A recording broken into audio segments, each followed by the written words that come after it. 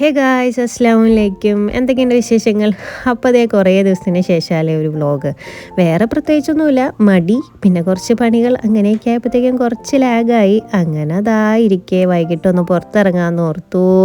അങ്ങനെ ഞങ്ങൾ ഇറങ്ങിയത് ഗ്രീൻ സ്ട്രീറ്റിലേക്കാണ്. ഇന്ന് ഒമർക്കാക്ക് ഓഫ് ഡേ ആയിരുന്നു. അപ്പോൾ ഏകദേശം ഒരു 6 മണിയൊക്കെ ആയിട്ടോ സമയം. അപ്പോൾ കടകളൊക്കെ അടച്ചു തുടങ്ങിയിട്ടുണ്ട്. വെറുതെ നിങ്ങളിങ്ങനെ ഈ സ്ട്രീറ്റൊക്കെ ഒന്ന് കാണിക്കാമെന്ന് ഓർത്തു. നല്ല രസമാണ് ഈ സ്ട്രീറ്റ് കാണാൻ. പിന്നെന്താ, കുറേ വെഡ്ഡിങ് ഷോപ്പിങ്ങിനുള്ള ആൾക്കാരൊക്കെ ഈ സ്ട്രീറ്റിലേക്കാട്ടോ വരാറ്. ബംഗ്ലാദേശീസ്, ഗുജറാത്തീസ്, പാകിസ്ഥാനി, അങ്ങനെ എല്ലാവർക്കും, നമ്മുടെ ഇന്ത്യൻസ് എല്ലാവർക്കും ഇവിടുന്ന് ഷോപ്പ് ചെയ്യാം. സംഭവങ്ങൾ കുറേ ലെഹങ്കകൾ, സാരികൾ, അങ്ങനെ ഇങ്ങനെ കുറേ സൽവാറുകൾ എല്ലാം സെറ്റാട്ടോ. വെഡ്ഡിങ്ങിന് വേണ്ടിയിട്ട് ഫുൾ പർച്ചേസും നടത്താം നമുക്ക് ഇവിടുന്ന്. പിന്നെ ഇവിടെ തൊട്ട് ഫ്രണ്ടിൽ തന്നെ ഒരു ചെറിയ മാളുണ്ട്. ആ മാളിൽ നമ്മുടെ മലബാർ ഗോൾഡ് ആൻഡ് ഡയമണ്ട്സ് ഒക്കെ ഉണ്ട് കേട്ടോ. കാണുന്നതൊക്കെ വെഡ്ഡിങ്ങിന് പറ്റിയ ഡ്രസ്സിൻ്റെ ഷോപ്സൊക്കെയാണ് കേട്ടോ. കുറേ ഷോപ്സ് ഉണ്ട് ഇതിൻ്റെ അകത്ത്. ഡ്രസ്സിൻ്റെ മാത്രമല്ല, ആക്സസറീസിൻ്റെയും അതുപോലെ തന്നെ ഹാൻഡ് ബാഗ്സ്, സംഭവങ്ങൾ, സാരി എല്ലാം ഉണ്ട് കേട്ടോ ഇതിൻ്റെ അകത്ത്. മെയിൻലി എനിക്ക് തോന്നുന്നു ഇവിടെ സെറ്റിൽഡ് അയക്കണവർ അവരുടെ വെഡ്ഡിങ്ങിന് സംഭവങ്ങൾക്കൊക്കെ ഇവിടെ നിന്നായിരിക്കും ഷോപ്പ് ചെയ്യാറെന്നാണ് തോന്നുന്നത്. ഇതുപോലത്തെ ഒരു ഏരിയ വേറെ ഇല്ല സത്യം പറഞ്ഞാൽ.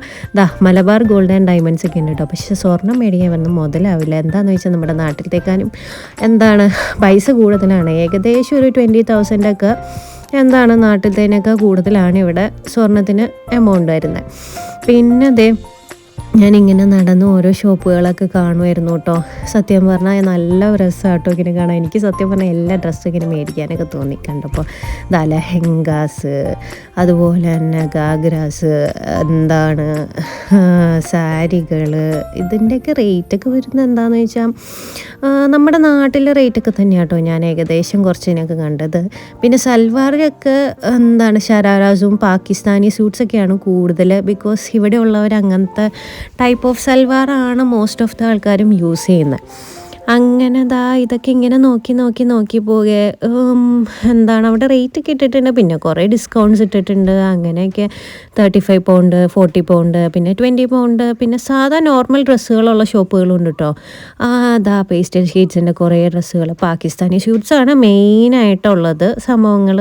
ഞാൻ ഇങ്ങനെ വെറുതെ കയറി ഇങ്ങനെ നോക്കുകയൊക്കെ ആയിരുന്നു. പിന്നെ ഒരു എൻ്റർടൈൻമെൻറ്റ് അതിൻ്റെ ഒരു ഭാഗമായിട്ട് ഇങ്ങനെ കയറി റേറ്റൊക്കെ നിൽക്കുന്നു. സത്യം പറഞ്ഞാൽ ഒന്നും ഷോപ്പ് ചെയ്യാനൊന്നുമില്ല. അതിൻ്റെ ഇടയ്ക്ക് അക്സു പോയി കുറച്ച് ഗമ്മീസൊക്കെ മേടിച്ചുകൊണ്ട് വന്നു. അതിൻ്റെ അകത്ത് ഒമർക്ക് ചോദിക്കേണ്ട ഏതോ തരാൻ, അങ്ങനെ അവൻ സെലക്ട് ചെയ്ത് തരുമൊക്കെ ചെയ്യണ്ട കേട്ടോ എടുത്തിട്ട്. ഇങ്ങനെ വെറുതെ ഒരു രസങ്ങൾ.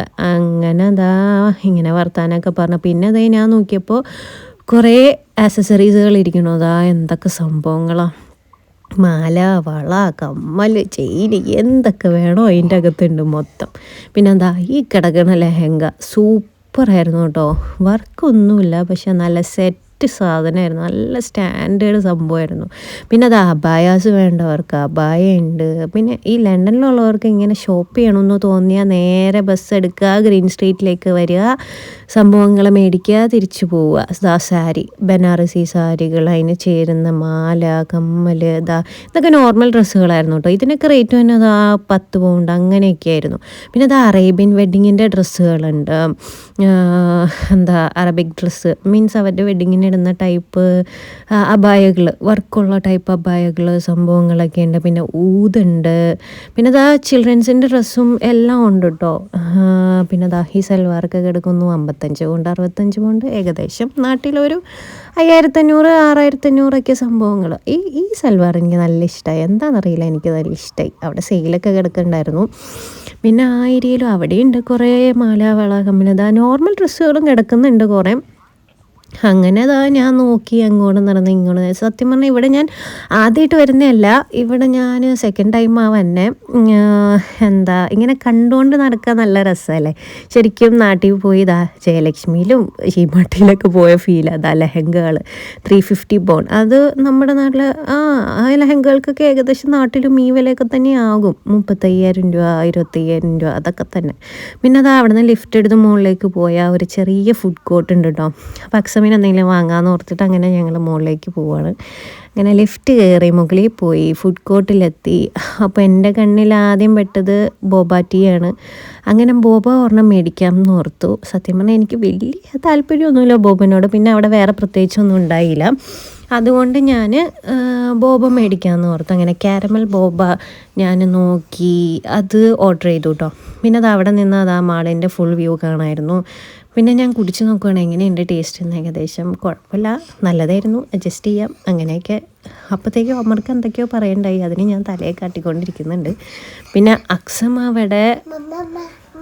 അങ്ങനെ അക്സു അവിടെ എന്താണ് ജ്യൂസൊക്കെ പൊട്ടിക്കാനുള്ള പരിപാടിയില്ല. അവനെന്തോ പോയിട്ട് അവിടെ ലോഡഡ് ഫ്രൈസ് അതൊക്കെ ഓർഡർ ചെയ്തു. ആൾ കഴിച്ചുകൊണ്ടിരിക്കണം. നല്ല ചൂടായിരുന്നു കേട്ടോ. ആളുടെ പൊള്ളിപ്പോയി സത്യം പറഞ്ഞാൽ. അങ്ങനെ അവിടെ കുറേ നേരം സ്പെൻഡ് ചെയ്തു. പിന്നെ ഞങ്ങൾ തിരിച്ചിറങ്ങി പോവാമെന്ന് ഓർത്തിട്ട് ഇങ്ങനെ നടന്നുകൊണ്ടിരിക്കുക. അങ്ങനെ നടക്കുകയാണ് ഞാൻ ജോയി ആലുക്കാസ് കണ്ടത്. മലബാർ ഗോൾഡ് ഉണ്ട്, ജോയി ആലുക്കാസ് ഉണ്ട്, ജോസ്കോ ഉണ്ട്, ഇതെല്ലാം ഇവിടെ ഉണ്ട്. പിന്നെ ഇനി എന്തിന് നമ്മൾ നാട്ടിൽ പോകണം?